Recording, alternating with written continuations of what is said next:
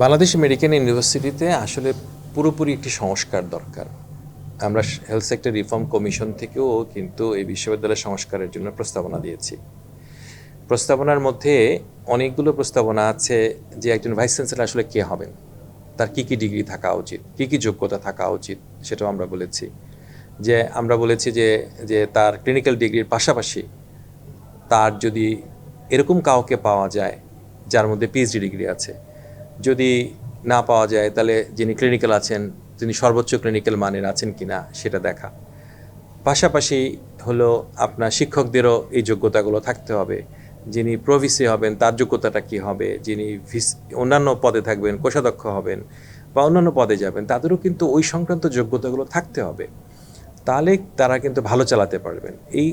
Even যারা chairman হবেন বা ডিন হবেন তাদের কি যোগ্যতা কী হবে, প্রতিটার ক্ষেত্রেই রেজিস্ট্রার কী হবেন, কন্ট্রোলার কী হবেন, এক্সামিনেশন, এদেরও কিন্তু একটা ক্যাটেগরাইজ কিন্তু প্ল্যানিং কিন্তু আমাদের হেলথ সেক্টর রিফর্ম কমিশন থেকে দেওয়া আছে। যদি এই বিশ্ববিদ্যালয়টাকে আপনি বিশ্বমানের করতে চান তাহলে কিন্তু এই বিশ্ববিদ্যালয়ে একটি কথাটা খুব গুরুত্বপূর্ণের সাথে নিতে হবে, সেটি হলো সেবাটাকে এই চিকিৎসকরা এখানে কতক্ষণ কাজ করবেন, যে তারা কি ফুল টাইম কাজ করবেন, তারা কি ইভিনিং প্র্যাকটিস করবেন, নাকি তারা বাইরেও প্র্যাকটিস করবেন।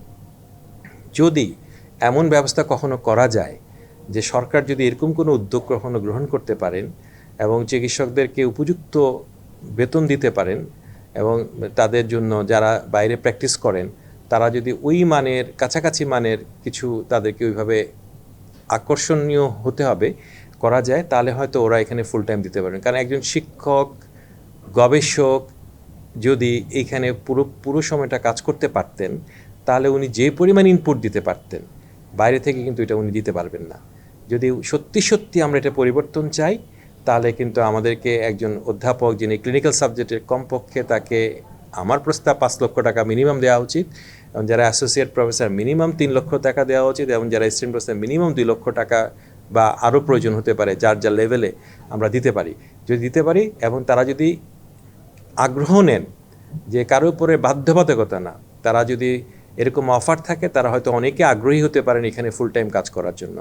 যদি তারা ফুল টাইম কাজ করেন তাহলে এই বিশ্ববিদ্যালয়ের চেহারাটাই পাল্টে যাবে।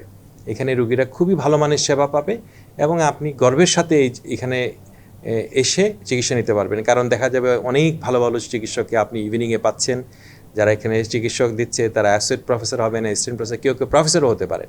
যদি কিন্তু আমাদেরকে সরকারকে একটি পরিকল্পনা নিতে হবে, সরকারকে বিশ্ববিদ্যালয়কে আর্থিকভাবে সাহায্য করতে হবে, কারণ বিশ্ববিদ্যালয়ের একার পক্ষে এই বেতন ভাতা দেওয়া সম্ভব হবে না।